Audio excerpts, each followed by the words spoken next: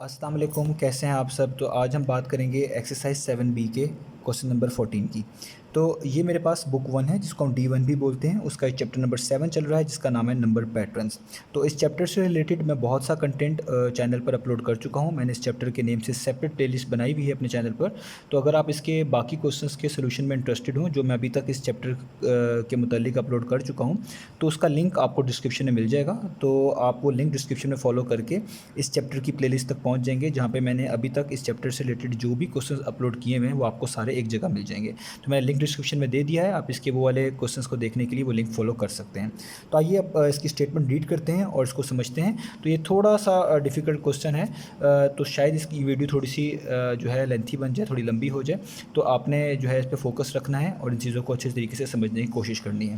ये question sequence से related है, हमने इसमें सीक्वेंस ही पहचानना है। उसको पहचान के ही हम ये सारे जो इसके पार्ट्स हैं जो यहाँ पे दिए हुए हैं वो सॉल्व कर पाएंगे। तो आइए स्टार्ट करते हैं। तो हमारे पास जो स्टेटमेंट लिखी हुई है वो लिखी हुई है the following diagrams show a sequence of tiling patterns. तो बेसिकली ये टाइल्स हैं जिनको जोड़ा गया और ये कुछ फिगर्स बना दी गई हैं। तो ये टाइल्स जो हैं कुछ पैटर्न्स में लगी हुई हैं। ये जो डायग्राम्स हैं इसमें ये टाइल्स हैं, ये जो बॉक्सेस टाइप हैं ये टाइल्स हैं और ये कुछ पैटर्न में यहाँ पे लगाई गई हैं।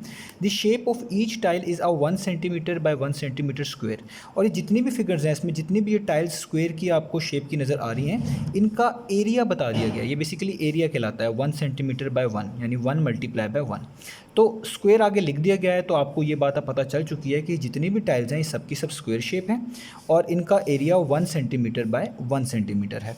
तो ये चीज़ बता दी गई है और नीचे फिगर्स भी बना दी गई हैं। फिगर्स के अंदर दो तरह के कलर्स यूज़ हो रहे हैं। ये तो एक लाइट ग्रीन सा आप कह लें या डिफरेंट कलर है ये जो भी, एक तो ये यूज़ हो रहा है और एक बिल्कुल ब्लैंक आपके पास बॉक्सेस हैं जो कि वाइट शेप में हैं। तो यहाँ पे ये दो तरह के बॉक्सेस हर आपको फिगर में नज़र आ रहे हैं। आपने इनका पैटर्न पहचानना है और इन पैटर्न को पहचानने के बाद इस टेबल को आपने फिल करके दिखाना है। तो ये एक हमारे पास क्वेश्चन इसमें हमें बता दिया गया है। क्वेश्चन में एरिया भी बता दिया गया है और जो टाइल्स यूज़ हुई हैं जिस शेप में है वो यानी स्क्वायर शेप में है वो भी बता दिया गया है। तो आइए अब टेबल रीड करते हैं। तो टेबल में हमने जो चीज़ें फिल करनी है उसमें सबसे पहले है नंबर ऑफ़ ब्लैक स्क्वायर्स, जिसको बी से रिप्रेजेंट किया जाएगा। अब यहाँ पे ब्लैक स्क्वायर्स लिखा हुआ है तो आप ब्लैक स्क्वायर्स को उन्हीं को काउंट करेंगे जो ये शेडेड हैं, यानी ये जो कलर वाले हैं ना ये आपके एक तरह के ब्लैक स्क्वायर्स हैं। तो आपने कलर पे नहीं रहना, आपने इस कलर को यही जो है ना समझना है कि यहाँ पे जो ये कलर हुए हुए हैं यही ब्लैक स्क्वायर्स हैं। तो हम यहाँ पे ब्लैक स्क्वायर्स इन कलर वालों को ही कंसीडर करेंगे। वाइट स्क्वायर्स क्या हैं? जो कलर नहीं हुए हुए, इन सारी फिगर्स में बहुत से ऐसे बॉक्स हैं जो कलर नहीं हुए हुए, वो वाइट स्क्वायर्स हैं, उनको डब्ल्यू से रिप्रेजेंट किया जाएगा। और जो इनका एरिया है जिसको हम कह रहे हैं बी प्लस डब्ल्यू, यानी बी और डब्ल्यू की वैल्यूज़ को ऐड करेंगे तो वो उसका एरिया ऑफ होल फिगर कहलाएगा। होल फिगर का मतलब ये पूरी फिगर को अगर एक फिगर एक यूनिट कंसीडर करें तो पूरा एरिया जो होगा वो यहाँ पे इस तरीके से निकाला जाएगा। एंड पे आता है perimeter of the whole figure. तो जो perimeter of the whole figure है जो कि सेंटीमीटर्स में, वो भी आपको निकाल कर दिखाना है। पेरीमीटर का मतलब होता है सम ऑफ ऑल साइड्स, सारी साइड्स का सम। लेकिन कौन सी साइड? जो आउटर बाउंड्री होती है, यानी जो बाहर बाहर की बाउंड्री होती है उनकी लेंथ का सम करें तो वो पेरीमीटर आता है। तो फिगर 1, फिगर 2, फिगर 3 का डाटा यहाँ पे फिल होगा। फिगर 4, 5 और 6 का भी फिल होगा जो कि यहाँ पे बनी हुई नहीं है, यानी वो आप पैटर्न पहचान लेंगे तो आप ऑटोमेटिकली आसानी से वो फिल कर लेंगे। तो ये हमने काम करके दिखाना है। तो आइए स्टार्ट करते हैं। हम पहली चीज़ें यहीं पे फिल करेंगे। मैं इसकी जो एक्सप्लेनेशन है वो पार्ट नंबर बी में दूंगा, तो आप पहले इसको यहाँ पे फिल कर लें, उसके बाद इसकी एक्सप्लेनेशन हम पार्ट नंबर बी में भी डिस्कस करेंगे। तो बहुत आसान है। तो आइए स्टार्ट करते हैं। सबसे पहले फिगर नंबर 1 को हम फिल करते हैं। तो लिखा हुआ यहाँ पे जी number of black squares in figure number 1। ये फिगर का नंबर है ऊपर और ये नीचे कॉलम है जो हमने यहाँ पे फिल करने हैं। तो फिगर नंबर 1 की बात करें तो ये फिगर नंबर 1 है। इसमें कितने ब्लैक स्क्वायर हैं? ब्लैक स्क्वायर का मतलब जो शेडेड है तो वो सिर्फ एक ही है, ये एक ही शेडेड है, तो आप यहाँ पे लिख लें 1। अब मैं इसी तरीके से बात करता जाता हूँ और सारे साथ साथ फिल करते जाते हैं। फिगर नंबर 2 में देखें कितने ब्लैक स्क्वायर हैं? 1 और 2, यानी अगर फिगर का नंबर 2 है तो उसमें शेडेड वाले जो स्क्वायर्स हैं वो भी 2 हैं, तो इसमें आप क्या लिख लेंगे? इसमें आप लिख लेंगे 2। अब 3 में जाएँ तो देखिए फिगर का अगर नंबर 3 है तो शेडेड बॉक्स भी कितने हैं उसके अंदर, जिसको हम ब्लैक स्क्वायर्स बोल रहे हैं, वो है 1 2 3, तो वो 3 है, तो आप यहाँ पे 3 लिख लें। तो देखिए आपको पैटर्न पता चल गया। पैटर्न क्या है कि जितना फिगर का नंबर है उतने ही उसके अंदर ब्लैक स्क्वायर हैं। अगर फिगर का नंबर 1 है तो 1 ब्लैक स्क्वायर है, फिगर का नंबर 2 है तो 2 ब्लैक स्क्वायर हैं, फिगर का नंबर 3 है तो 3 ब्लैक स्क्वायर हैं। तो आगे वाले आप आराम से फिल कर सकते हैं कि फिगर नंबर 4 में 4 ब्लैक स्क्वायर होंगे, फिगर नंबर 5 में 5 ब्लैक स्क्वायर होंगे और फिगर नंबर 6 में 6 ब्लैक स्क्वायर होंगे। तो ये बहुत आसान है, जितना फिगर नंबर उतने ही ब्लैक स्क्वायर। तो मैंने ये पैटर्न ढूंढ के सारा फिल कर लिया। अब चलते हैं वाइट स्क्वायर्स पे। वाइट स्क्वायर्स क्या हैं? जो कि शेड नहीं हो रहे। तो पहले वाले में देखें कितने वाइट स्क्वायर हैं? 1 2 3, यानी 3 वाइट स्क्वेयर्स हैं जो कि शेड नहीं हुए हुए, उनको वाइट स्क्वेयर्स बोल रहे हैं। तो यहाँ पे हम लिखेंगे 3। दूसरे वाले में कितने हैं? 1 2 3 4 5, इसमें तो 5 हैं तो यहाँ पे आप लिखेंगे 5। तीसरे वाले में कितने हैं? 1 2 3 4 5 6 और ये 7, इसमें है 7। अब फिगर नंबर 4 में क्या लिखें? वो तो यहाँ पे बनी भी नहीं हुई, तो वो हम पैटर्न ढूंढेंगे। ये सीक्वेंस से रिलेटेड क्वेश्चन है तो सीक्वेंस के थ्रू ही करेंगे। तो देखिए 3 थे, 5 थे, 7 हुए, यानी आप देखिए 2 2 ऐड हो रहे हैं। अगर 3 में 2 ऐड करें 5 बनता है, 5 में 2 ऐड करें तो 7 बनता है। तो इसका मतलब है अगर अगली चीज़ मुझे फाइंड करनी होगी तो इसमें भी 2 ऐड कर देंगे तो वो अगली होगी। इन सब में 2 2 का ही फ़र्क है, 2 2 का ही फासला है। तो यानी 3 में 2 ऐड करने से 5 मिलता है, यानी अगले वाला। 5 में 2 ऐड करने से उसका अगले वाला यानी 7 मिलता है। तो जब 7 में 2 ऐड करेंगे तो यहाँ पे क्या मिलेगा आपको? 9। अगला वाला किस तरह निकलेगा? 9 में भी 2 ऐड कर दे तो 9 + 2 कितना होता है? वो होता है 11, वो यहाँ पे लिख दें। 11 में भी 2 ऐड कर दें तो अगला वाला मिलेगा, तो 11 में 2 ऐड करें तो कितना बनता है? वो होता है 13, तो यानी यहाँ पे हो जाएगा 13। तो देखें ये भी सीक्वेंस आपको समझ आ गया। सीक्वेंस समझ आया है तो आपने अगले वाले लिखे हैं। तो 3 में 2 ऐड करें 5, 5 में 2 ऐड करें 7, 7 में 2 ऐड करें 9, 9 में 2 ऐड करें 11, 11 में 2 ऐड करें 13। सब में 2 2 ऐड करके आप अगली वाली वैल्यूज़ निकाल सकते हैं। तो ये इसका पैटर्न था जो आपने समझ लिया। अब एरिया ऑफ होल फिगर के लिए वो कह रहे हैं बी और डब्ल्यू को ऐड कर दें। तो बी कितना है? बी ये कह रहे हैं ब्लैक स्क्वेयर्स को, डब्ल्यू कह रहे हैं वाइट स्क्वेयर्स को। तो ब्लैक है 1 और वाइट है 3, तो 3 और 1 को ऐड करने से आएगा बी प्लस डब्ल्यू, यानी बी प्लस डब्ल्यू। तो 3 + 1 करें कितना आएगा? वो उसका एरिया कहलाएगा। तो 3 + 1 कितना आएगा? वो आएगा 4, वो यहाँ पे लिख दें।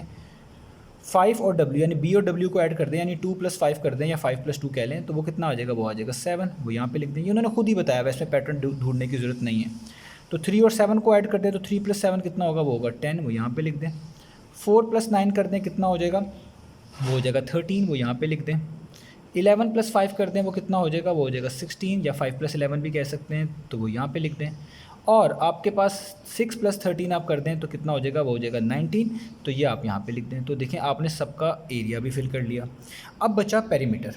अब सबसे पहले पेरीमीटर, तो यहाँ पे उसकी कोई चीज़ लिखी तो नहीं, यानी पहले आपको उसका पैटर्न ढूंढना पड़ेगा। अब जब पैटर्न ढूंढने के लिए मैं इस पर निशान लगाने के बजाय यहाँ पे आपको ये पेज दिखा देता हूँ, ठीक है। तो लेट्स से ये इस पेज पे मैंने ये वाली शेप्स ही बनाई हुई हैं, थोड़ी सी रफ़ हैं, आपने इन्हीं को देखना है, बस ये मैंने आपको रेफरेंस देने के लिए बनाई है। पेरीमीटर किसे बोलते हैं? पेरीमीटर बोलते हैं आउटर बाउंड्री की लेंथ को। आउटर बाउंड्री क्या है? मैं यहाँ पे शेड करता हूँ, जैसे ये वाली आउटर बाउंड्री है जिसको मैं शेड कर रहा हूँ, ये वाली, ये सब की सब आउटर बाउंड्री है, यही इसका पेरीमीटर कहलाता है। ये जो इनर बाउंड्रीज़ है ना, ये हम काउंट नहीं करते पेरीमीटर में। तो उन्होंने कहा था ये जो सारी टाइल्स हैं इनकी लेंथ भी 1 है, इनकी ब्रेड्थ भी या विड्थ कह लें वो भी 1 है। तो 1/1 है और ये स्क्वायर है। स्क्वायर की तो सारी साइड सेम होती हैं, इसका मतलब स्क्वायर की ये वाली साइड भी 1 है, ये वाली साइड भी 1 है, ये भी 1 है, इस तरह ये भी 1 है, ये भी 1 है, ये भी 1 है, ये भी और ये भी, यानी जितनी भी आउटर बाउंड्रीज हैं वो 1 लेंथ की हैं। तो पेरीमीटर क्या होता है? इन सब का सम। तो आप सम कर दें, जैसे इससे शुरू करें 1 2 3 4 5 6 7 8 9 और 10, यानी आपके पास जो पहली फिगर का पेरीमीटर आया, जो उसकी आउटर बाउंड्रीज की लेंथ आपने ऐड करी है, वो आया है 10। मैंने किस तरह करी है? यानी ये वाली जो साइड है आउटर वाली, ये 1 काउंट करनी है, 1 2 3 4 5 6 7 8 9 और ये वाली 10, यानी सिर्फ आउटर बाउंड्री लेनी है, इनर बाउंड्री को आपने काउंट नहीं करना। तो क्योंकि स्क्वायर है, इसकी लेंथ भी 1 है, विड्थ भी या ब्रेड्थ भी आप कह लें 1 है, तो सारी 1 है, तो ये 10 बनती हैं, जिस तरह मैंने अभी आपको समझाया। तो इसका मतलब जो पहले वाली फिगर का पेरीमीटर है ना, वो है 10, तो आप यहाँ पे लिखेंगे 10। अब अगले में भी आपने इस तरह काउंट करना है, सिर्फ आउटर बाउंड्री, सिर्फ आउटर बाउंड्री। तो आउटर बाउंड्री कितनी है? देखें यहाँ से 1, सारी 1 सेंटीमीटर है, 2 3 4 5 6 7 8 9 10 11 और 12, तो इसकी तो आउटर बाउंड्री बनी 12, यानी इसका पेरीमीटर कितना आएगा? आप यहाँ पे लिख लें 12। अब फिगर नंबर 3 में चलते हैं, तो इसमें भी देख लेते हैं।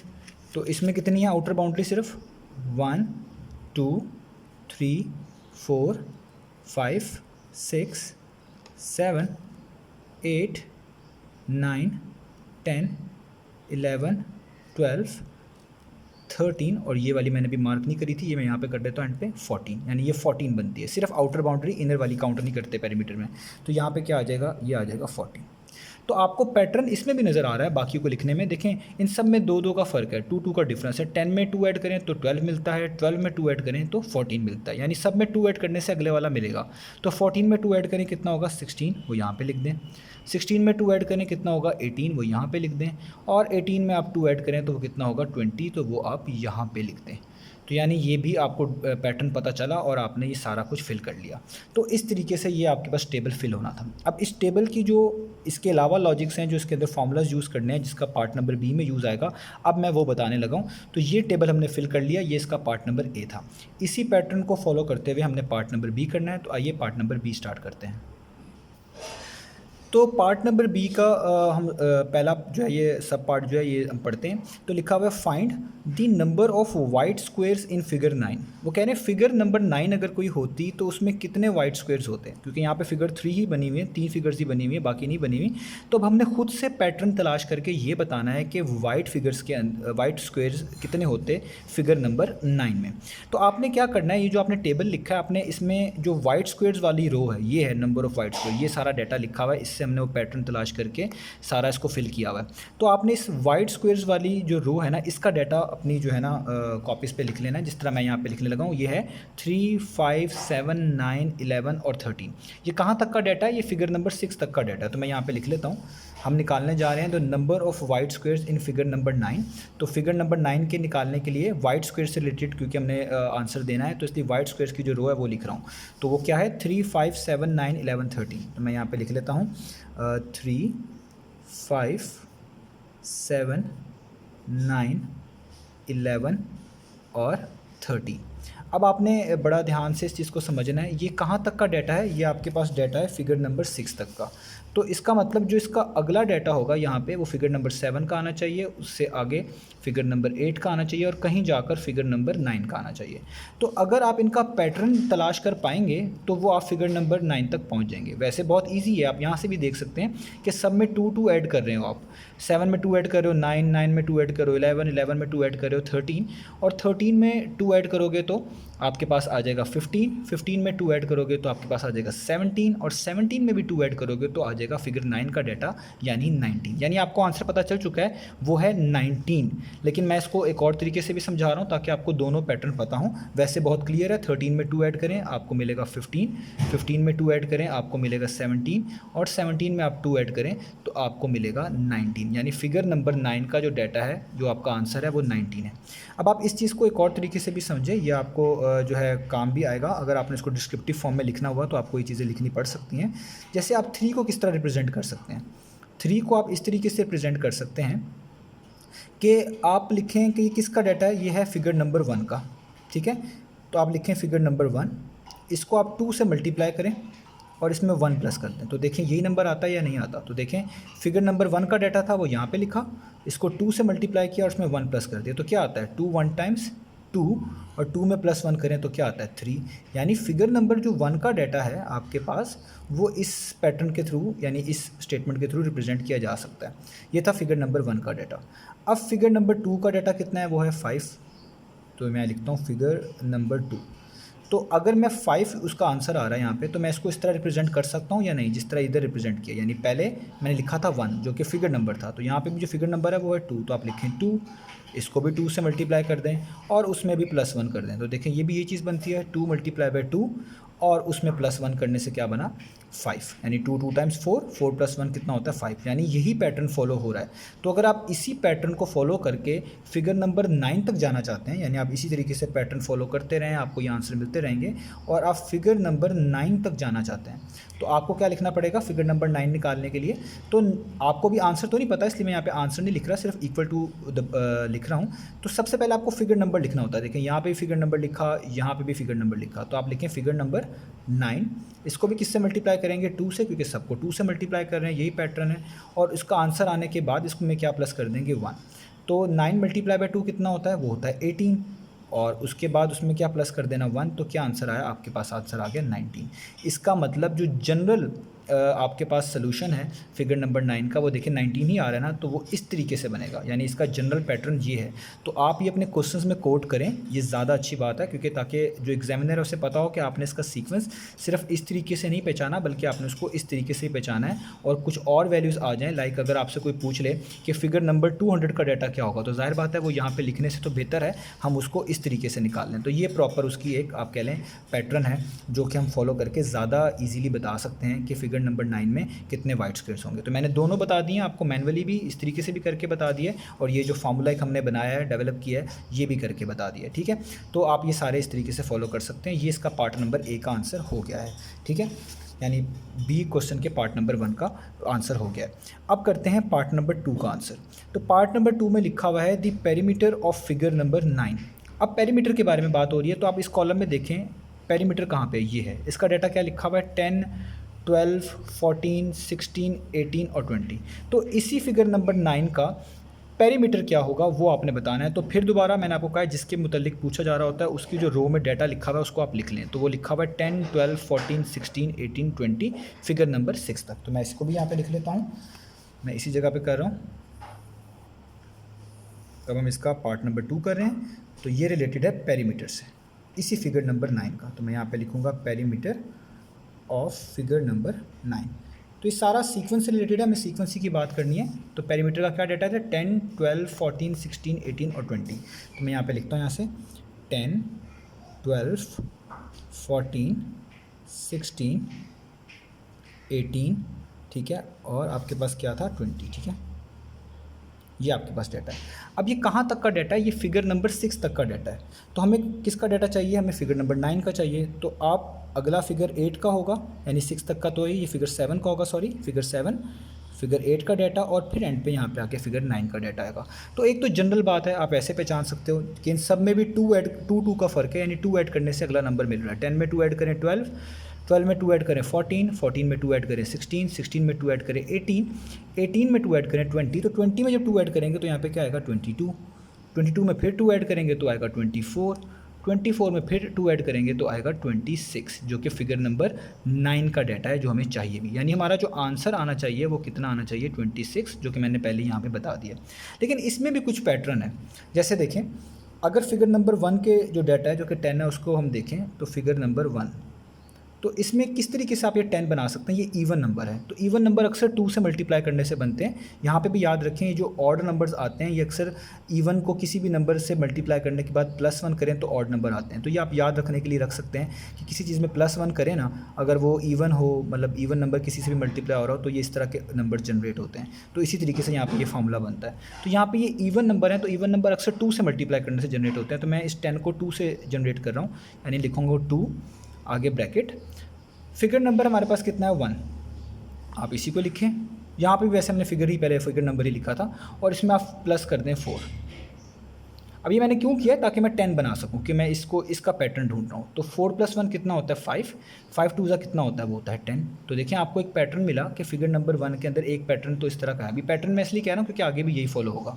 अब देखिए फिगर नंबर 2 का डाटा देखें 12, फिगर नंबर 2, क्या इसको भी आप ऐसे ही बना सकते हैं, आप बाहर लिखें 2, आगे फिगर नंबर लिखें 2, जिस तरह यहाँ पे फिगर नंबर 1 लिखा था, और इसमें भी 4 ही ऐड करें।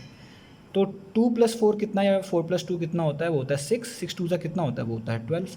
तो देखिए सेम पैटर्न से मैंने 12 भी बना लिया, जो कि फिगर नंबर 2 का डाटा है। तो अगर मैं इसी तरीके से इसी पैटर्न पे चलता जाऊँ और मुझसे पूछा गया है कि फिगर नंबर 9 का क्या आंसर होगा, उसका पेरीमीटर क्या होगा, तो मैं इसी पैटर्न को फॉलो करके लिखूँगा। पहले लिखूँगा 2, आगे लिखूँगा 9, और उसमें भी 4 ऐड कर दूँगा। तो जिस तरह यहाँ पे 4 ऐड करता आ रहा हूँ, इसी पैटर्न को फॉलो करूँगा। तो 9 + 4 कितने होते हैं, वो होते हैं 13, तो वो होते हैं 13, और 2 को आप 13 से मल्टीप्लाई करें तो आता है 26। तो देखें ये वही आंसर आया है जो मैंने आपको यहाँ पे पहले ही बता दिया था। तो इसका मतलब फिगर नंबर 9 का जो पेरीमीटर वाला क्वेश्चन है, यानी जो इसका पेरीमीटर होगा वो फिगर नंबर 9 वो होगा 26। तो ये चीज़ें आपने लाजमी क्वेश्चन के अंदर कोट करनी है।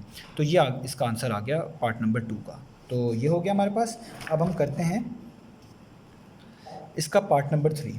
अब देखें ये अब आपको चीज़ें मैंने समझा दी हैं, मैं इसमें ज़्यादा टाइम ज़ाया नहीं करूँगा, इसमें आपको मैं डायरेक्ट बताऊँगा।